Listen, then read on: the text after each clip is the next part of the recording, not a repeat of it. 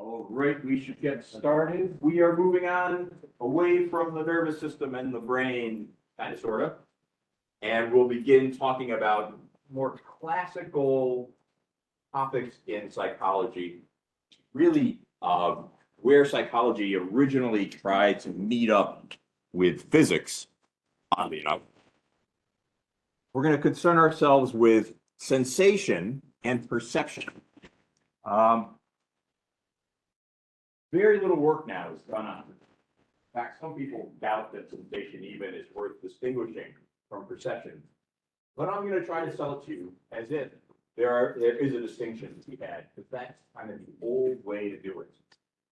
So we'll have some definitions of these terms in a second. But you should know that sensation is kind of a field that's kind of over, and perception still exists. Mostly because it turns out that sensation, it seems like just perception in miniature in a way. So let's begin with trying to appreciate how miraculous your perceptual system is. Perception is really hard to understand at all because you're so good at it. You can't. It's hard to see that there's a problem that biology has solved because you sort of live in the solution. Right? You are seemingly in contact with your environment in a very effective and almost miraculous way. You can have information at a distance, quite a far distance, that's super duper reliable. That possibly be. And it doesn't, and again, we don't have full course clips. I can see things. That's how it could be. But how can you know like what an object is way over there? Now, those are problems like the problems of perception. Perception is a bigger field than that. But the question is, how can you, as an individual here, right, a material system right here, know about things that are near you, but things that are further and things that are further away, and not just like know that there's something there, know exactly what's going down over there. Right? So that's the problem. So we're going to have this representing as a human, right? Some great big bag of sort of structured chemical interactions, right? And then we're going to put them inside an environment, a very nice environment. So here you are in a park or something. And it seems to us, when we're in the park, or perhaps seems to this individual when they're in the park, as if the park is self-evidently there. But we should recognize that really what you are being affected by, what's impinging on you, is a great big bath, excuse me, of energy. Okay, so it is, you're just in a huge energy field, and somehow you, as a beautifully honed, adapted organism, turn that energy field into information about what's going on around you. Okay, so that's one way to think about perception, and that's kind of what we would really like to know as people who study perception. We want to know, how could you go from energy of various and sundry types? Think about it as a big spectrum, if you like. What types that relative to you and your senses? How could you go from that energy bath to knowing that that's a tree, to knowing that that is a surface of water, knowing that this is grass and that you could walk on it? How could that be? How should it get down? Right. So that's what we're trying to get you excited about perception, is you're able to do that, and nobody really understands how. Not fully. I mean, of course, we've been studying it for 150 years. We still don't really have a very good idea how it's done. So one way, right there. One way to appreciate this a little bit, to appreciate the, sorry, this is going to be a bit of a long lecture if I have to keep doing that. One way to appreciate the energetic nature of things, right, is to transform the energy array a little bit using some sort of mechanical device like a heat map, right? So you could buy pretty cheaply now. You could buy cameras that actually that shift the heat spectrum into the visible spectrum. With me? And that's what these things do, right? And most of these things, like this one, is probably about, you know, trying to sell you some insulation or something, right? So look at your house and go, look, you're, you know, the red, that's where you're losing heat for your house. So you need, you know, you need storm windows or something, right? But think about there being a creature, perhaps, that has a shifted energy spectrum sensitivity and can see things that you can't see, right? They just have moved, somehow their biological sensing system is somewhere else on the electromagnetic spectrum. So that's one way to appreciate it. It's sort of why I show you this figure. And of course, you can have one of these. I think you can get one for your phone now for just a little bit. And you can go around and see a different part of that spectrum. Okay, so here's where I try to sell you on the distinction between sensation and perception. So back in the day, they wanted sensation to be the process by which sense organs gather information about the environment and then transmit it for that initial stage of processing. Nobody kind of argues any now or denies that that's possible. It's just that you don't seem to have very much access to it. So sensation, the idea, it's kind of like knowing that something is there in that first instant, but not knowing what it is. Right? You've probably had this experience where you know, something has changed in the room. You're suddenly aware of it, but you don't know what has happened yet. It's your roommate, they walked in, the cat has jumped on the table, or revealed that there's a cat in the room, or, you know, the dishwasher. I have an automatically opening dishwasher. It gets me every time. The dishwasher opens and you have this moment where you're like, what the heck? Right in there, oh yeah, it's a dishwasher. So that's that moment is kind of sensation, right? Where you don't yet you have something's entered the system, you know it's information, but you don't know what it is. Right? So trying to study that, you can see that's not going to be a lot of fun. But they tried, and they tried real hard. So that sensation, this kind of free awareness of things, right? Not in any mystical sense, just like before you figured out fully what it is. Now, of course, this can happen.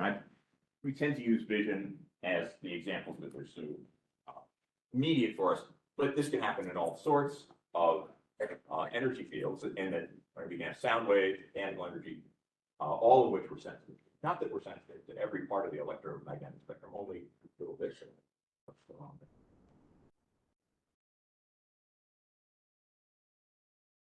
So that's sensation.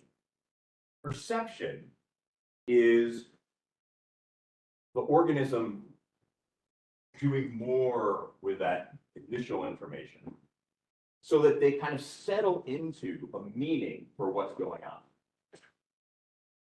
I choose that metaphor on purpose. It's kind of like a system that has a lot going on in it, right? And then slowly comes, not slowly, actually it happens pretty quickly, but for our purposes, think about it as sort of slowly arriving at, yeah, okay, here's what I have as a solution for right now. And the solution could be, you know, it's a desk, it's a dog, it's okay to step here, that kind of thing. Right now, of course, you do this really, really well. It's really nice to be this far down evolution, right? So we're really benefiting from all these millions and millions of years, which the system has been getting better and better at dealing with this particular environment. So your perceptual systems are thought to organize, select, and make meaning from sensation. So the idea is that you pull out particular bits You make them into objects, you make them into events. And then you assign some meaning to them, okay? So she just walked out, right? I didn't see that, saw someone with me. But I heard the door close, I know she just walked. Right, so I have it, it's not very important to me right now. Welcome to use the bathroom anytime she wants. You all are, by the way. But I can in the background kind of make meaning out of it. Right, and so it's at that level, like, you're aware of it, it happened. It doesn't have to be like the thing that's foremost in your mind to qualify as perception. But the things that you know, as you walk around and experience the world, that's what we're talking about when we're talking about perception. Making things to the everyday objects of the world.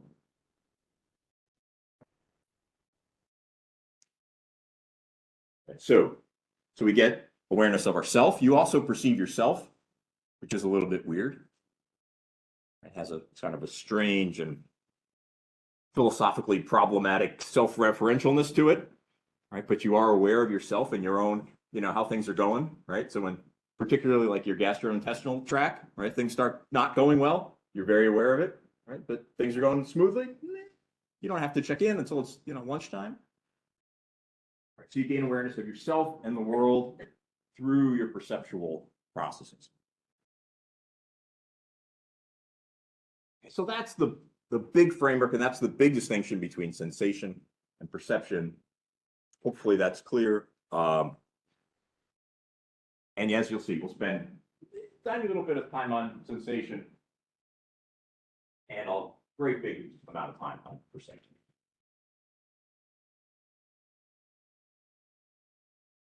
So we want there to be a distinction between physical and psychological states. So people in this slide is sort of about the commitments of people who are in the mainstream studying sensation and perception, right? So this is sort of what the average person in the field believes, right? So physical states and psychological states are not exactly the same. This is very important to them because they don't want you to be able to reduce your psychological experience fully to physical states. So for example, the retinal image, which is a famous idea invented by Descartes and followed up by lots and lots of people. So the idea is that at the back of your eye, on your retina, there is a projection, an image projected through your lens, and that is there on the lens. And while it is part of what makes visual perception happen, it is not in a one-to-one relationship with what you experience perceptually. Okay, so that's part of what I mean when I say physical states, what's on the retina, and psychological states, what you're currently experiencing. Those could be slightly different one from the other, sometimes more than slightly. There are lots of examples of that.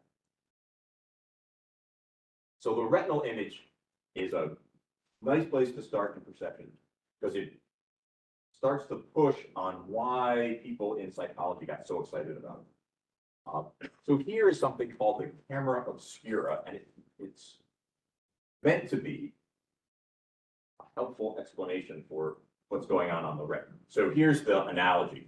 So this is a box with a pinhole in it. Okay. It's dark inside the box. There's light outside the box. Okay, so far so good. The box is analogous in this little example to your eye. Right? Just like your eye has a pupil, the box has a hole. Just like your eye has a retina, the box has this nice black background on which things could be projected. Okay? It doesn't have a lens. It doesn't actually need a lens to do this. You can do it with a lens if you want to focus it on. You have the added benefit of a lens, but the box does not need one. Okay, so you kind of, hopefully you're getting the analogy. This is like a cross section of your eyeball, if you will. Right? And this is what's being projected on the back. And this thing is a candle, so it is throwing off light. It doesn't have to be a candle, it could be anything. But for our current purposes, it's a candle. And what you see is that this projection is inverted on the back here. And people were very surprised that this happened. It wasn't clear at the time from their understanding of optics that this would happen. It's better understood now. But this is fundamental to the way we approach perception, because it's that thing projected on the back of the eye that has to be, the argument goes, the starting place for visual perception. Right? So not this thing, but that thing, because that is making contact, physical contact with you. And now your retina, which is going to be composed of a bunch of neurons, essentially, that are sensitive to light, those neurons, that's where the game begins, right? A bunch of them say, hey, hold it, something going on here. There's light. I got some light. You got some light? My light's like this. How's your light? Right? And then they start talking to each other, and the game is on. And eventually, miraculously, under the story, you sitting, as the part of the brain that's going to have awareness, way down the line, oh, look at that, it's a candle. Okay, so that's the story they want to tell. How do we get from this thing, which we're going to name in a second, to perception of the candle? So that's where things start, and that's why they're so happy to say there isn't this one-to-one correspondence.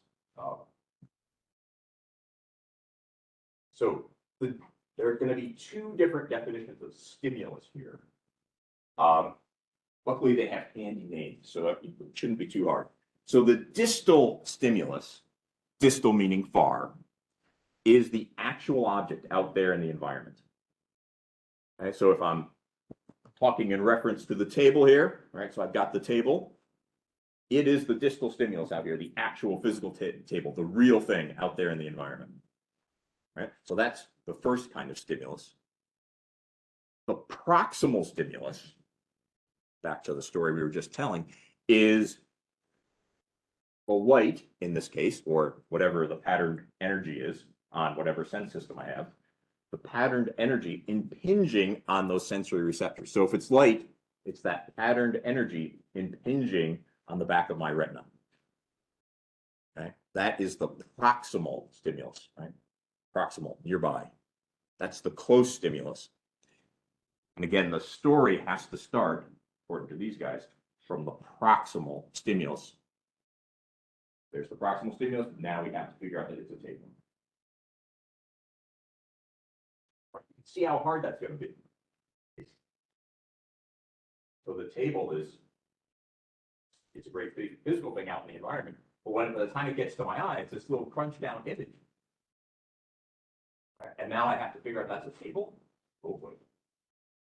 Right, so all of like computer vision, turned out to be a really hard problem, is sort of there to back us up saying, yeah, that's stuff. That's really, really hard stuff. Don't know how you're going to do that. But somehow you do it. You do it like no problem. Quite an interesting feat. Right. So how do we get from the distal stimulus, that is the thing out there in the environment, to the phenomenal perception, that is the actual experience of perception, is like a wide open story. Nobody has a good story. We don't know. We got lots of opinions. We got lots of people talking, but nobody really has what you'd call a theory. If you were visiting from physics, you'd be like, so how does perception work? And then you'd go on for about an hour and they go, oh, so you don't know yet? That's how that conversation would go. In fact, I've had that conversation. That's exactly how it goes. And they're right. We don't know. We really don't know.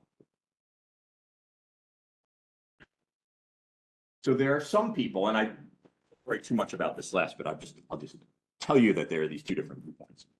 There are some people who think that this is a process that is heavily grounded in memory.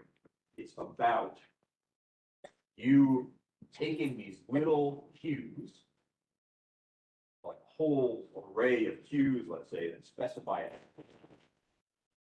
And you know what those are, and those are stored in memory. When you have those cues lighting up in some processing part of the brain, you go, hey, hold on, it's a table, we've got a table here. Okay? But it's all about making contact with what's in memory already. So I'm calling that the constructive approach, where you are constructing the phenomenology of perception, where your brain is constructing it for you. In a way, your brain is like telling the story to you through its prior experiences. Saying, right? Does that make some? So that makes some sense.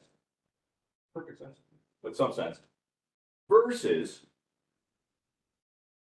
another position which suggests that really there's a lot more information in the stimulus than you think. And what you do is you tune in to that information. And what you're doing is you're actually experiencing not construct from memory, but what is actually in front of you. So the system is tuned in to the proper information, and then it gives you experience that is based on that tuning. Two different ways of thinking. Neither, they both sort of have problems, right? So the memory one obviously is like, well, a problem with it, I mean, is, well, what is the initial source of that memory? Like, how'd you get the first memory in there? If all my perceptions are dependent on memory, how about the really early ones? Like, what were those dependent on? What would be, right? You sort of see there's like an origin problem. Where'd all those memories come from? So you have some answers, mostly pretty bad answers, that are about like, well, they're given to you by evolution or something. Probably not. But who knows? Okay, so that there are kind of logical problems there. And then there are logical problems with the tuning in version as well. I won't belabor it much further, but there's definitely this tension still between these two stories.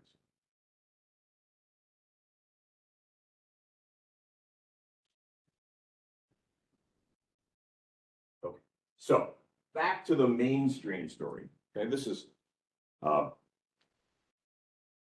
trying to tell you what most people think rather than what I think, which is hard for me, but I'm trying hard. So, so people who are in the mainstream are committed to this, although some of them aren't aware that they're committed to this, but they are. So the idea is that the experiences you have are enhanced. The information you have is enhanced by your previous knowledge, right? This is kind of an extension of that construct story, that construction story, simply relies on memory. So your experience of the world is somehow greater than that proximal, close one stimulus. You're adding into it all the time. You're enhancing it. Sometimes this is called the poverty of the stimulus argument. Stimulus is poor. Luckily, you're super smart. So here's an example. A strange example. So if you were to walk in to a party and see somebody like this, right, you would not think that it was a disembodied head, probably. Right? If you were in your right state of mind, you'd be like, did you lose something behind the couch there? Can I help move that out for you? Right? You'd be like, what are you doing behind the couch?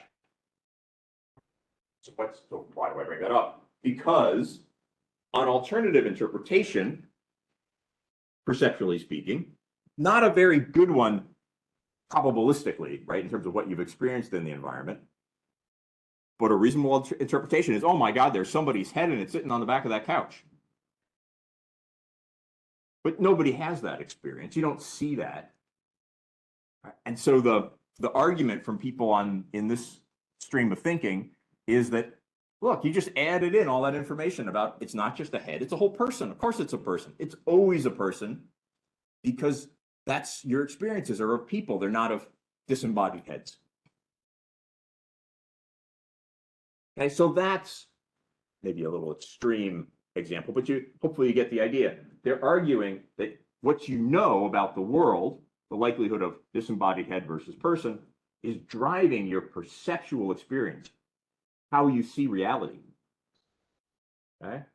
So, fairly radical statement. Yeah, go. So what is that hypothesis called, you said, with the poor stimulus, like what you're describing? I'm calling them constructivists. But I'm not going to hold you to it, so don't worry. I'm just trying to show you that there are a couple different ways of, excuse me, viewing it, and I'm going to mostly tell you the constructivist story here, and then I'll tell you when I diverge from it. Okay.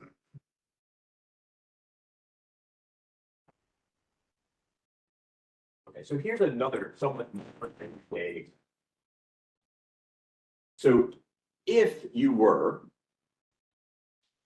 to be sitting in your room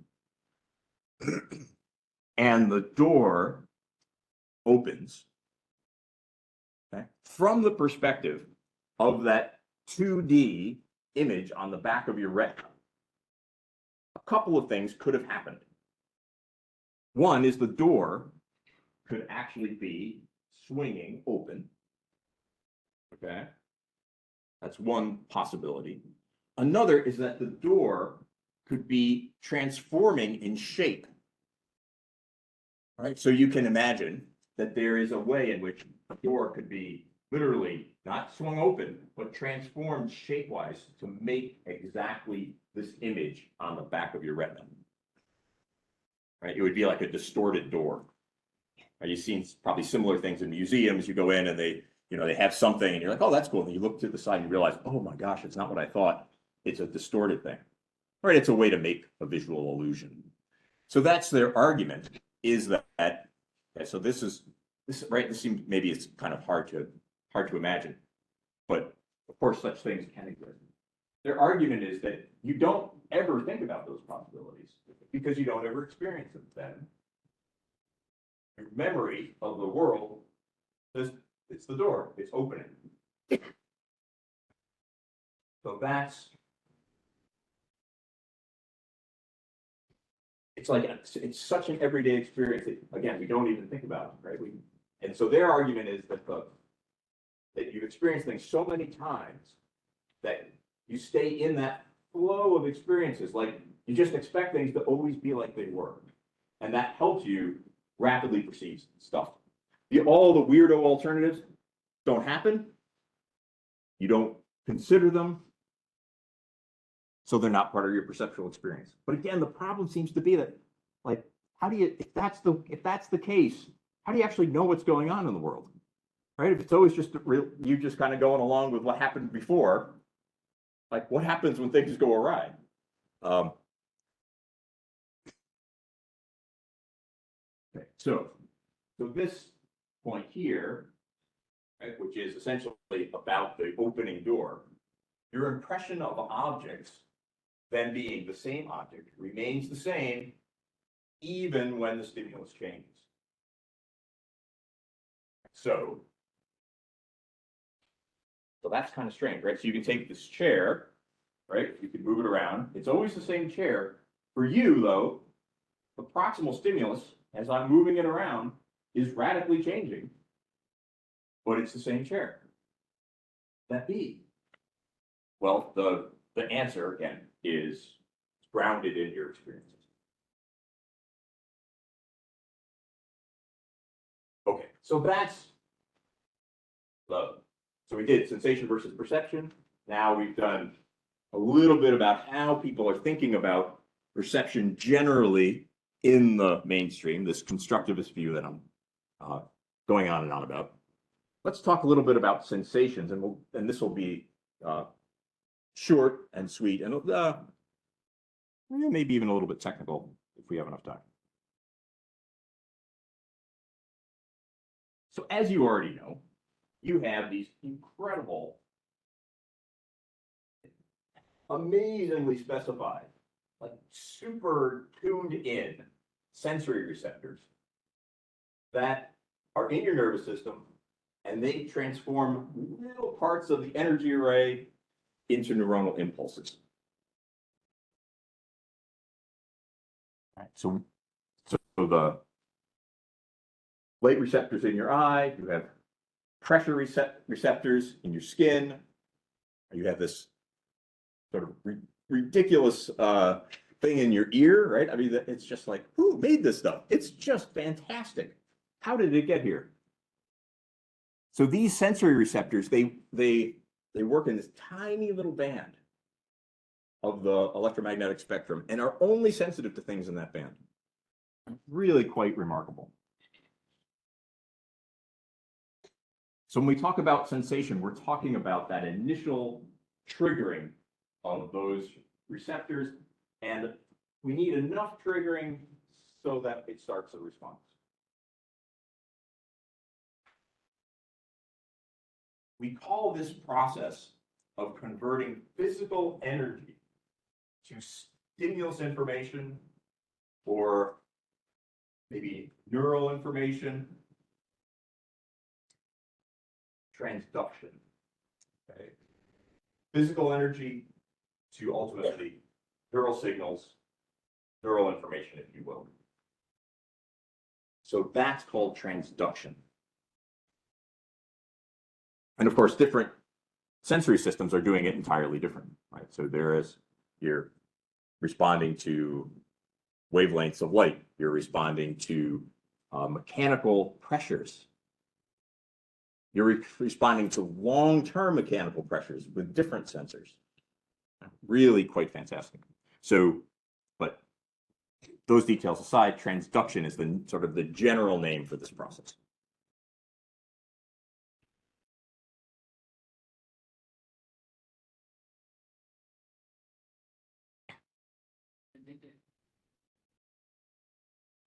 It is possible for your sensory apparatus, your sensory receptors, to become tired, to not want to do their job anymore, to literally like just be like worn out temporarily.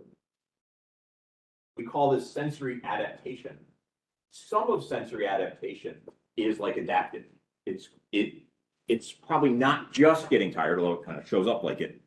It's probably about you not wanting to, be too annoyed by X or needing to tune out things that aren't important to you. Right? So it sort of has you can imagine at least an evolutionary benefit for adapting to continual sensory stimulation. But it's at the sensory level. So it's actually the sensory receptors that are responding less to the same stimulus repeatedly for that. So it's kind of like how can you say that? Just going on. I get myself in a big hole there. So if you're in a loud restaurant, this can happen. Right? You start to the sensory system starts to tune out the loudness. Hopefully, the unpleasant smell isn't in the restaurant as well. Right? But you can do this for an unpleasant smell. Right? So if you ever drive by, like there's a very nice organic farm on 40 a couple of times a year. It's like pig manure day. I just wonder how anybody can live nearby. It is really bad. So sensory adaptation is probably part of what they do. Air conditioning is probably the other thing to do, but you can adapt to that. So this works pretty well for noise. It worked well for bodily information that's kind of on a small scale, and for a little bit of pain it will work. We tend to tune in to novel stimuli, and so your sensory system is happier with, responds better to change than it does to constant.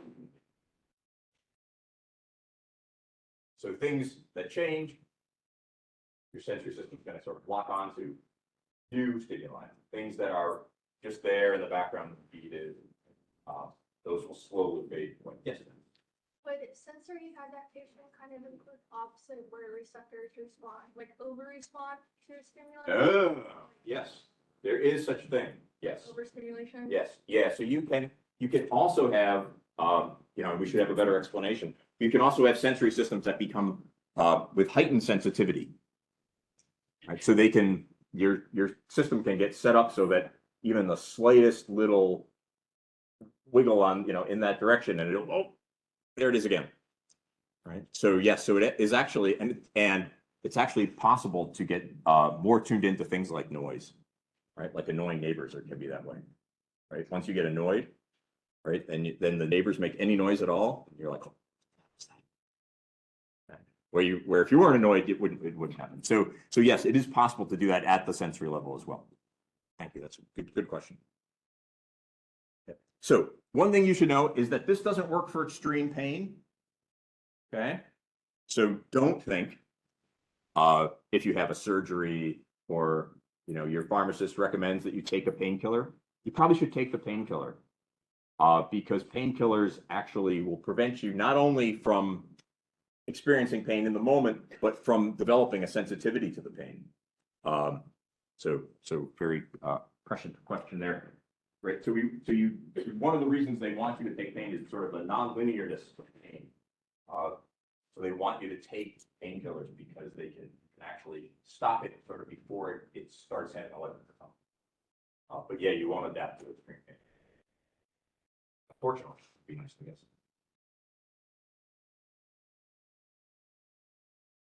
guess. So, staying in sensation here.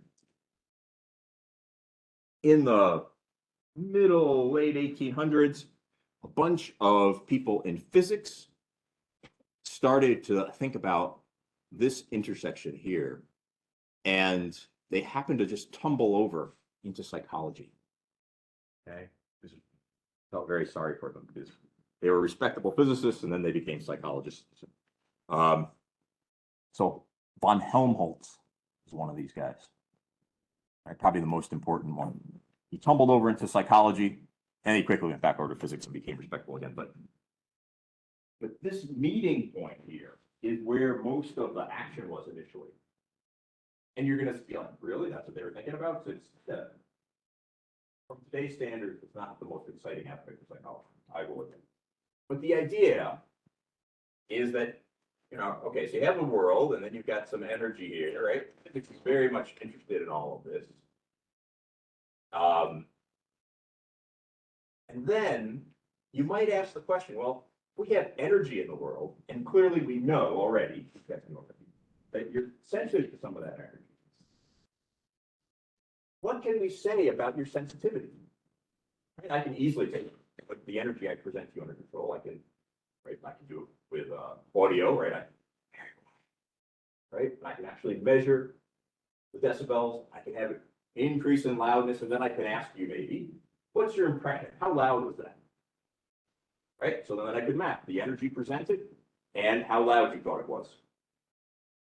And I would be studying at that point this intersection. That's what they did. Area called psychophysics that we will get to eventually.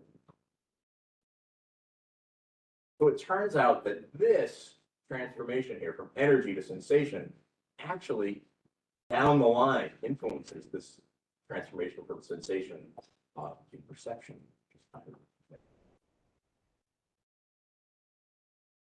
So again, what I just described is that the currency of physics somehow gets converted into the currency of psychology, that is sensation and eventually perception.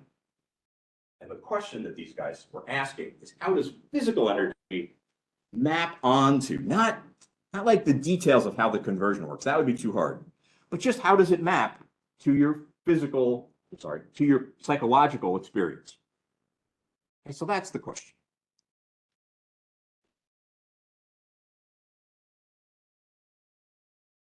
So we have energy out here in the world. Here we have some light energy. We have photosensitive cells in the eye, right? And then we have perception. Right? And so this is supposed to be our energy, sensation, perception triumvirate here.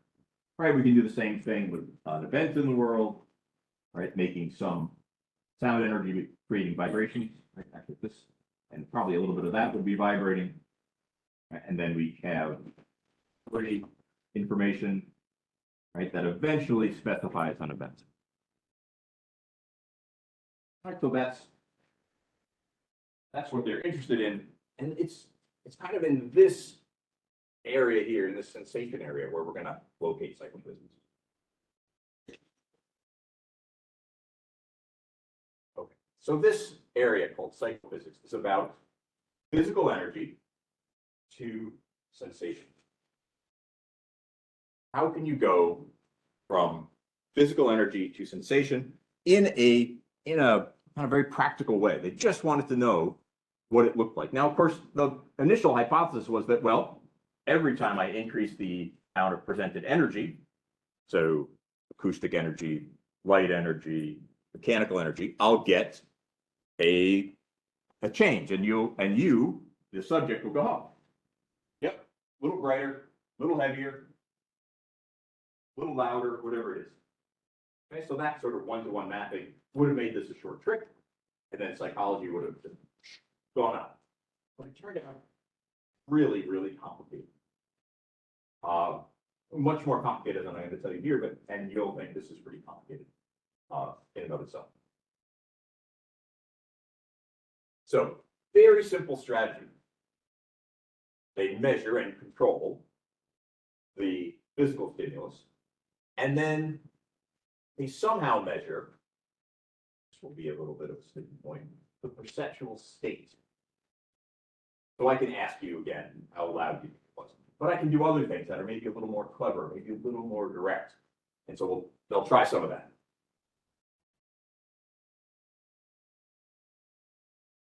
So the means of trying are going to take three different forms.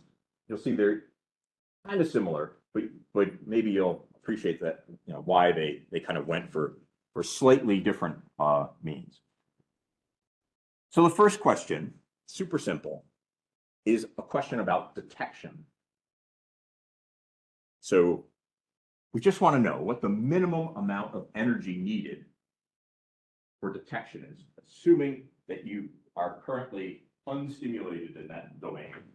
Say it's your visual system, so you are in a completely pitch black room, and I introduce just a few lumens, right? Very, very weak light, and your job is to press the button when you detect light.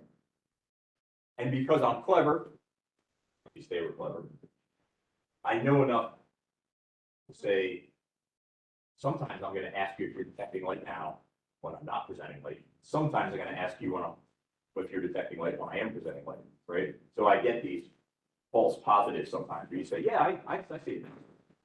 Because you're a human being, that's what human beings do, right? So that, not that you're badly attention, that's just what happens. And so they developed these very sophisticated techniques for how to pull out the trend. So that's detection.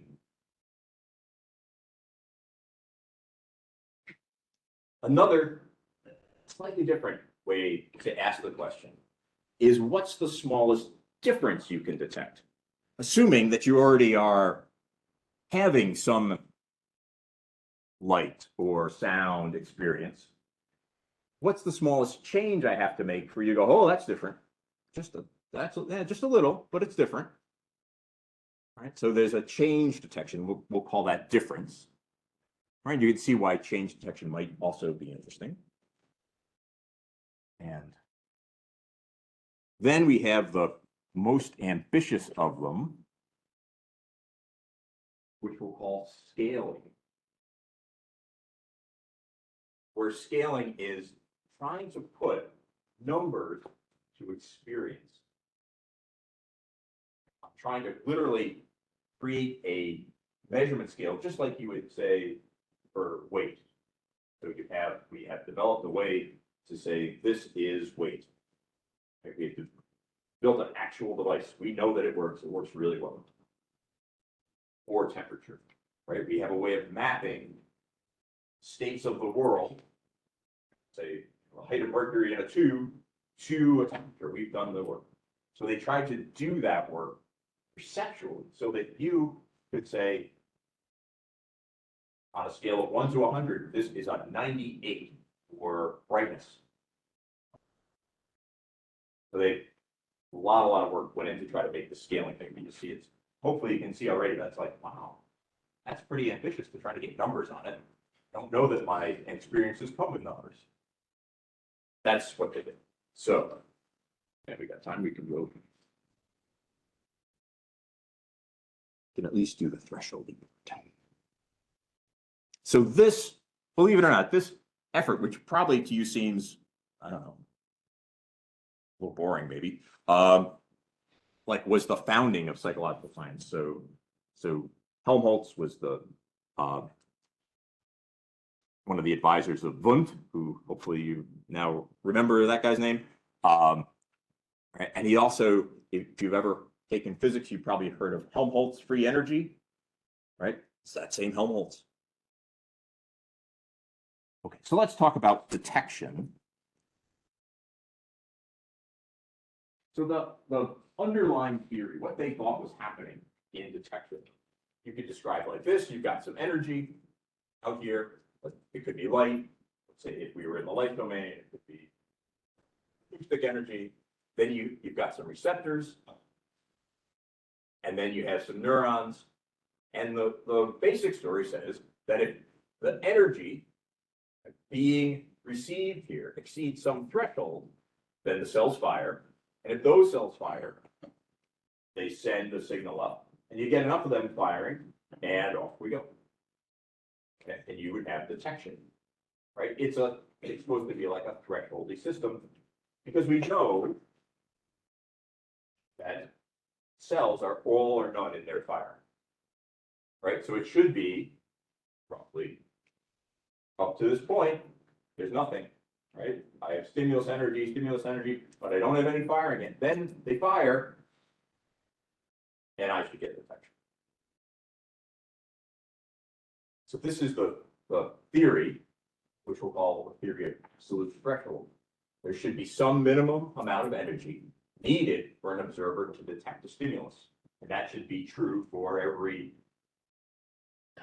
sensory domains.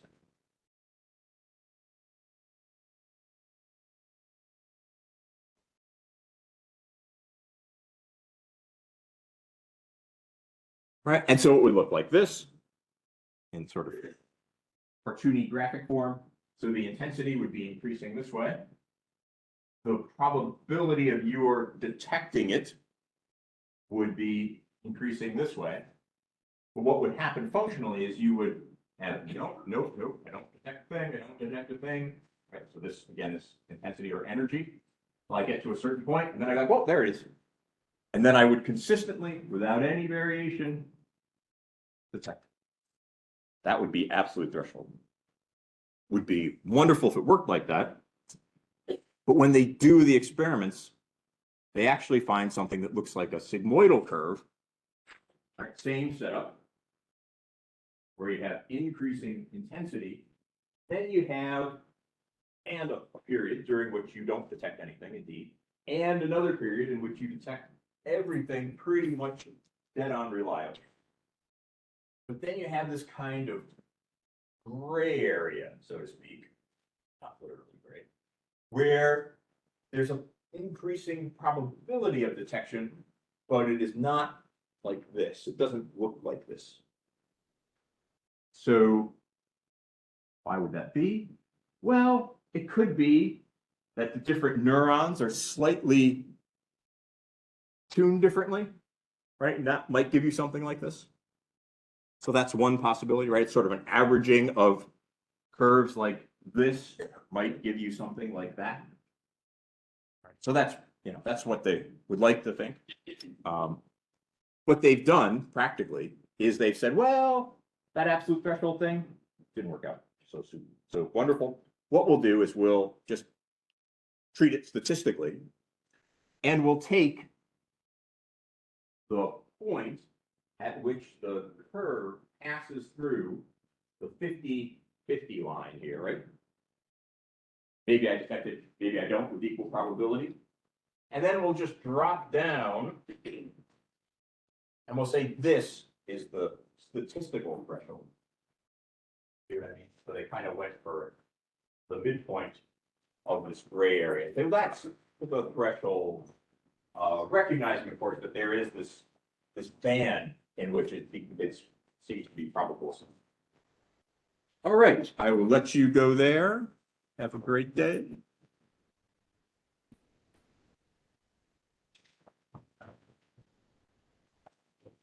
Hi. Hello, I have a question about the absolute thresholds. Yep. So the, I